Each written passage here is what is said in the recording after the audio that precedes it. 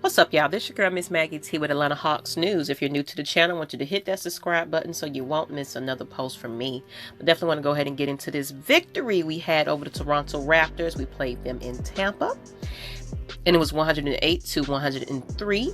With that win, almost didn't pull that one off once again, but we definitely were down quite a few players, including Trae Young, John Collins, DeAndre Hunter, Cam Reddish, Danilo Gallinari, Tony Snell, and you already know Chris Dunn's been out. But yeah, with the results of that, we kind of started off a little bit poorly in the first half, as you would kind of expect with that many players kind of missing. But we did find some success running the floor in transition. We held the lead for most of the quarter, but the Raptors did try to manage to fight back to even up the score with a little bit about 2 minutes left in the first quarter. Now, the last 2 minutes of the quarter, we saw the game kind of go back and forth between both of us, but it was us that won those minutes, taking a 1-point lead into the second quarter.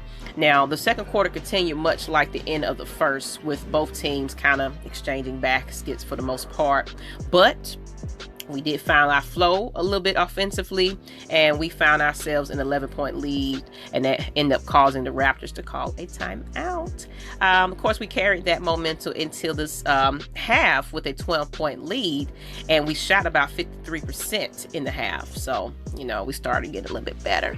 The Hawks stayed firm and consistent through the third quarter, pretty much maintaining a lead. It was 12 points for the majority of that game, for that quarter. I mean, the third quarter ended with the Hawks leading about 90 to 78, continuing to be in control of both sides of the ball. And you know, I love when we can, you know, get both sides to work better for us, you know.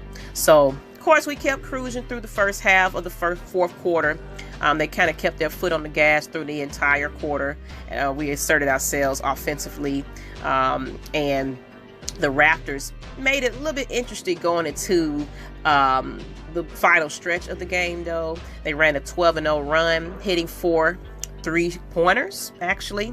And, you know, they tried to get back in it, but fortunately, the Hawks held firm and were able to pull away the Raptors.